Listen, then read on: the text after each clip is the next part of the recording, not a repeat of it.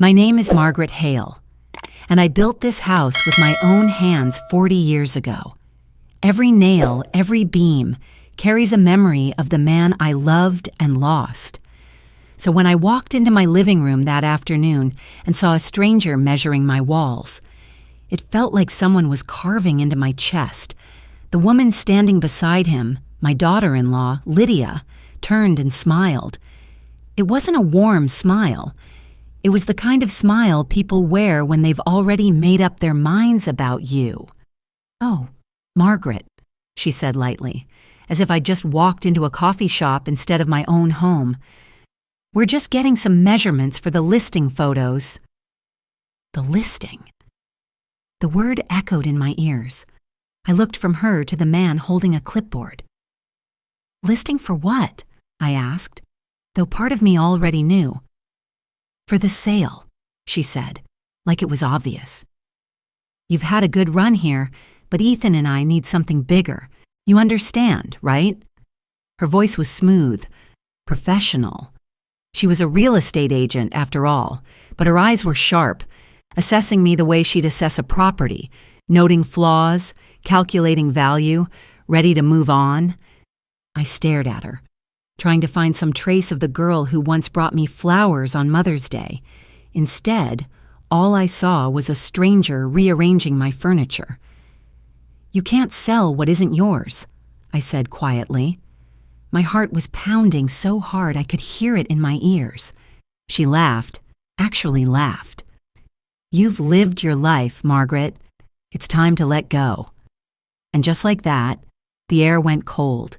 I looked around the room, the window frames I'd sanded myself, the oak floors my husband and I had laid one summer when we were too broke to hire anyone. No, I wasn't letting go. Not of this house. Not of my dignity. What Lydia didn't know was that I still remembered every inch of this place, including the hidden spots she'd never think to look. And that was going to be her first mistake. After that afternoon, the house felt different, like it was holding its breath. Lydia didn't mention the listing again, and neither did I. But her perfume lingered in the hallways long after she left, a sharp floral scent that didn't belong to this place, for 2 days. I tried to convince myself I'd misunderstood her. Maybe she'd meant something else. Maybe she'd been joking, though there'd been nothing playful in her tone. Ethan didn't call, and when I phoned him, it went straight to voicemail. That silence was worse than her laughter. On the third morning, I made tea and sat at the kitchen table, staring at the stack of bills she'd left on the counter the last time she helped with my paperwork. Lydia had offered to organize my property taxes and utilities last month. To make things easier, she'd said. I'd been grateful then. Foolish, too. Now. I noticed one of the envelopes was addressed not to me, but to Hale Realty Group, Lydia's brokerage firm. My stomach tightened. The name was printed right beneath my home address. I slid it open with the knife I used for buttering toast. Inside was a letter from a staging company, confirming an appointment for interior photography. Photography. My hands shook so badly the cup clinked against the saucer. The letter said, Thursday, 2 p.m. That was today. I felt heat rise to my face. I was 70 years old, but my pulse ran like I was 20 and cornered. I set the cup down carefully, then reached for the phone. My first instinct was to call Ethan, but something stopped me. He hadn't answered before, and if Lydia was controlling the story, I might only make things worse. So I waited. At exactly 2 o'clock, a white van pulled into the driveway. A man stepped out with a camera bag. I watched from behind the curtain as Lydia greeted him with her practiced realtor smile.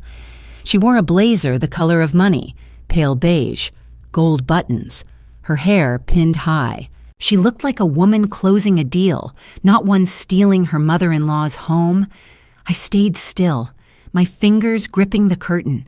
I could have stormed out, shouted, demanded answers, but something in me whispered, Wait, let her show you who she really is.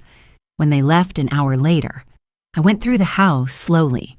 Furniture had been rearranged, cushions fluffed, family photos turned face down. On the mantel, the wedding picture of Ethan and Lydia was gone. In its place stood a small vase of white roses, neutral, impersonal. For staging? I thought bitterly.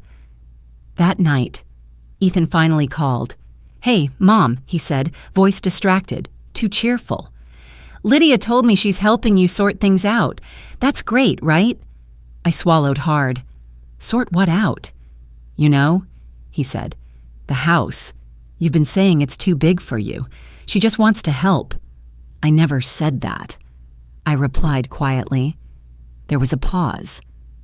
"Well, maybe you just don't remember." The words cut deeper than I expected. I could almost hear Lydia feeding them to him. I wanted to scream. I built this place brick by brick. But instead, I said, "Ethan, did you sign anything? Any papers she gave you?"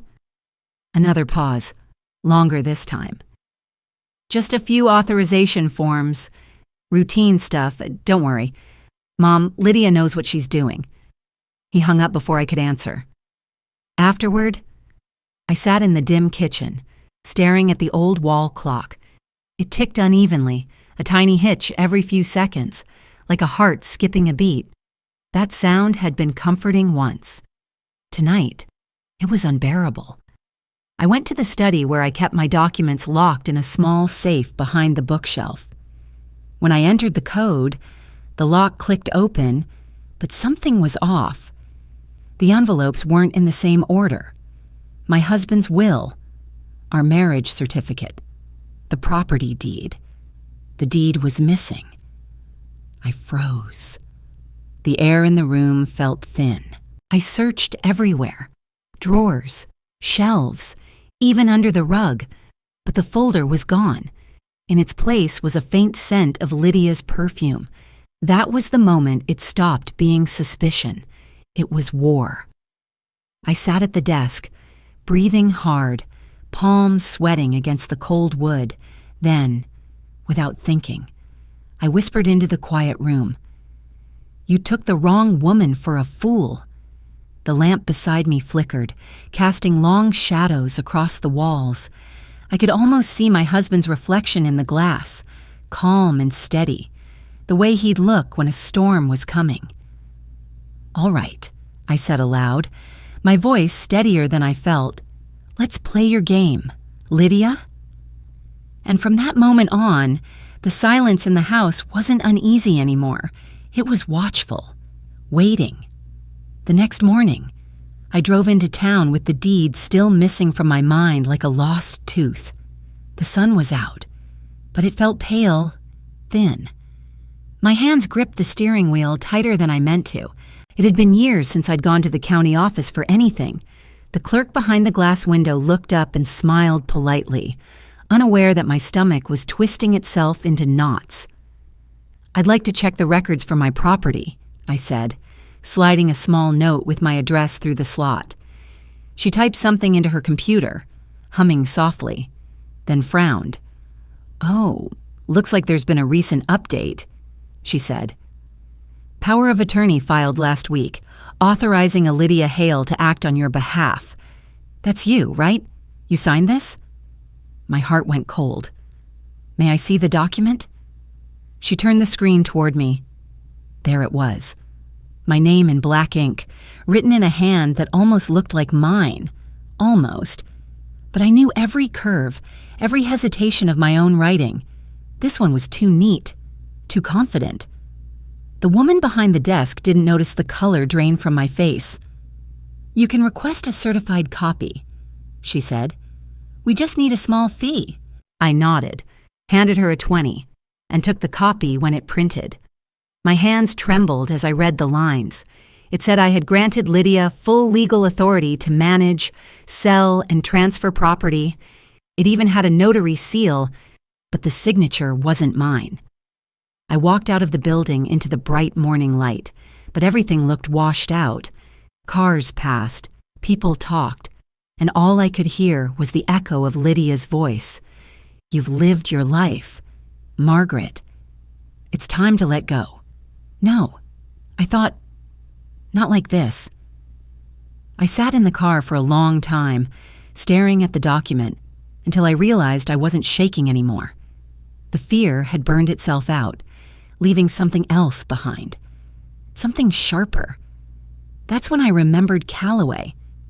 Harold Calloway, my husband's old friend, a real estate attorney who'd helped us refinance years ago. I hadn't seen him since the funeral, but I still had his card tucked inside the phone book, next to recipes I hadn't used in a decade. When he answered, his voice was calm, deep, exactly as I remembered. "Margaret Hale," he said.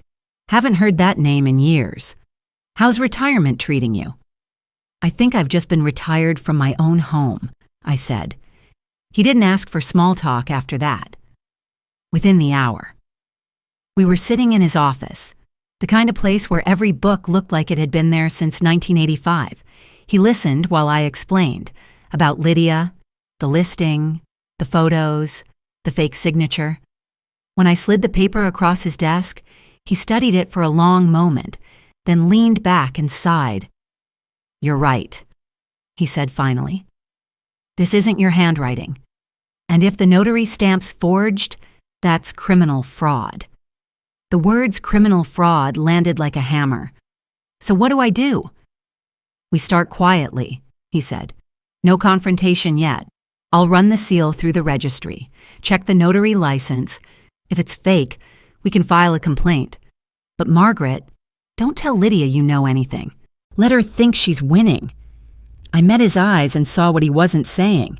She's already broken the law, but we can make her hang herself with her own rope. On the drive home, I kept thinking about that phrase, let her think she's winning. The plan formed slowly, like dawn creeping over the mountains. When I pulled into my driveway, Lydia's car wasn't there. The house looked still again, the way it always did before a storm. Inside, the scent of her perfume had faded, replaced by the faint smell of old wood and lemon polish. My house smelled like itself again. I took out a notebook from the drawer and started writing. Dates. The next morning. I woke up before dawn. The house was still wrapped in gray light, quiet and watchful. I made coffee and opened the drawer where I kept my husband's old tools. It smelled of cedar and dust. Inside, beneath the hammer and nails, was the small motion camera I'd bought years ago after a string of break-ins on our street. I had never used it until now. By 7, I'd already hidden one camera inside the bookshelf, angled toward the desk where Lydia liked to organize my paperwork. Another was tucked into the frame of the hallway mirror. The lens was the size of a pea. She'd never notice. Calloway had given me a list of what to capture. Any proof of forged documents, any attempt to open my safe, any conversation that showed intent to sell. He warned me to be careful, but I could tell he didn't think I'd actually do it. Most people my age wouldn't, but then, most people my age hadn't spent 40 years building something with their bare hands. By noon, Lydia arrived, unannounced, as always. She swept through the door in her heels, holding 2 cups of iced coffee. "Thought you might need a little pick-me-up," she said, voice sweet and practiced. I smiled faintly. "You're too kind." She looked around the living room, assessing every corner like a surveyor. "Mom, we really should think about decluttering this place. Buyers like open spaces. I could bring in a team to help you sort through what to keep." "Buyers?" I asked softly. She blinked, then smiled wider. "Just hypothetical. I mean, eventually, right?" I nodded slowly, pretending to forget the word she'd just said. Eventually. The game had begun. Over the next week, I played the part she wanted me to play. I started leaving my reading glasses in odd places, pretending to forget dates and names. Once, I even asked her what day it was when I knew perfectly well it was Friday. Lydia's confidence bloomed like a weed. She started talking more, slipping details she didn't mean to reveal, about buyers interested, about paperwork in process. Each time she left, I checked the footage and wrote everything down. The camera caught her once, alone in the study. She knelt by the bookshelf, pulled open the safe, and whispered to herself, "Soon." When I showed the clip to Calloway, he whistled low. "That's intent," he said.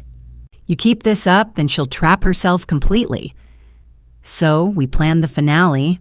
I would host a dinner, a small family gathering. I'd invite Ethan, of course, and Lydia would come with him. But Calloway would be there too, posing as an old friend from my husband's company. And there'd be one more guest, a potential buyer, the same man Lydia had been secretly negotiating with. Everything would look ordinary. Food, wine, laughter.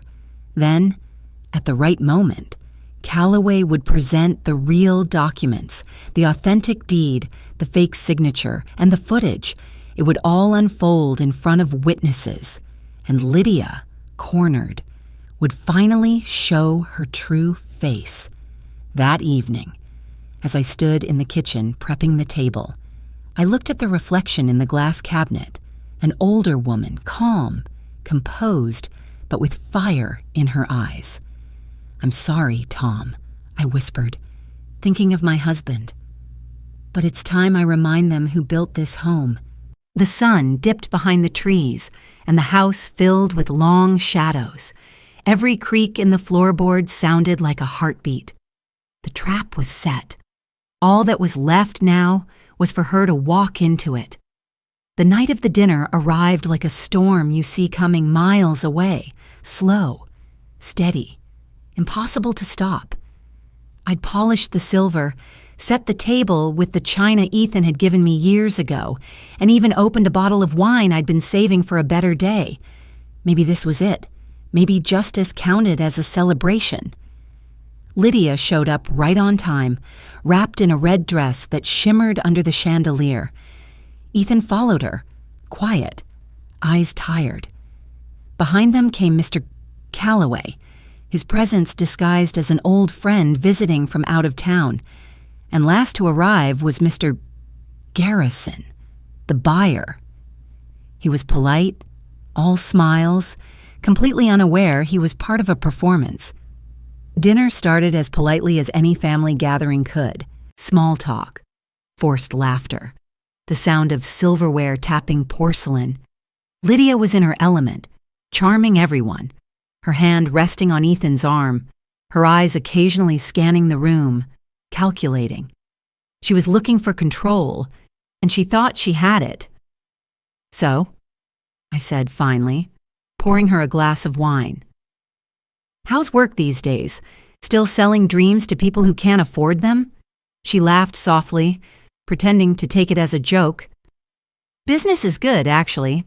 In fact, I might be closing a big deal very soon." Her voice lifted slightly, like she couldn't resist the temptation to brag. I caught Calloway's subtle glance from across the table. "There it is." I leaned back. "Oh, around here?" "Maybe," she said with a shrug. "Nothing final yet." "That's good to hear." I smiled.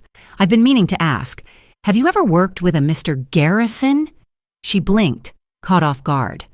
What?" Mr. Garrison looked between us, confused. Calloway reached into his briefcase and placed a small stack of papers on the table. The air changed instantly. "I think this belongs to you, Lydia," he said calmly, sliding the folder toward her. "It's the power of attorney. You filed under Margaret's name." Her smile faltered. "Excuse me? And these," he continued, laying down another set of sheets, "are certified comparisons. Notary stamp, fake. Signature, forged. The notary you used died 6 years ago." The color drained from her face. Ethan frowned. "What's going on?" Lydia turned to him, voice trembling just enough to sound innocent. Honey, I don't know what this is. This man, he's lying. Calloway didn't even blink. He reached into the briefcase again, this time pulling out a small device. He pressed play. Lydia's voice filled the room, clear and unmistakable. Soon, she'll die soon anyway. Ethan's fork clattered onto his plate. His eyes darted from me to her, disbelief giving way to something darker, understanding. That's not me, Lydia said quickly. That's someone edited. But I wasn't looking at her anymore. I was looking at my son. You signed the forms, didn't you? I said softly, without reading them. He swallowed hard. She said it was just insurance paperwork. Lydia stood up, knocking her chair back. You can't prove anything. That was when 2 officers stepped out from the hallway. They'd been waiting there since dinner started, quiet as ghosts until Calloway gave the signal. Actually, one of them said, we can... Lydia's eyes went wide. You set me up. I stood too, calm, steady. No, Lydia, you set yourself up. I just gave you room to finish the job. The officer read her rights while Ethan sat frozen, staring at the papers, at me, at everything he'd refused to see. Lydia's bracelets jingled as they cuffed her hands. The sound was delicate, almost musical. When the door closed behind them, the house fell silent. Ethan rubbed his forehead. Mom, I'm so sorry. I didn't answer right away. The words felt heavy in my chest, too complicated for forgiveness, but too human for hate. Finally, I said, you have a lot to learn about who you trust. Son. He nodded, tears catching in his throat. I know. Calloway gathered the files, his expression softening. You did good, Margaret. Not everyone your age could have pulled this off. I smiled faintly. Everyone underestimates the old until the old start paying attention. When the last guest left and the night grew quiet again, I stood alone in the living room. The cameras were still hidden, their tiny red lights blinking like little heartbeats in the dark. For the first time in months, the house felt safe again.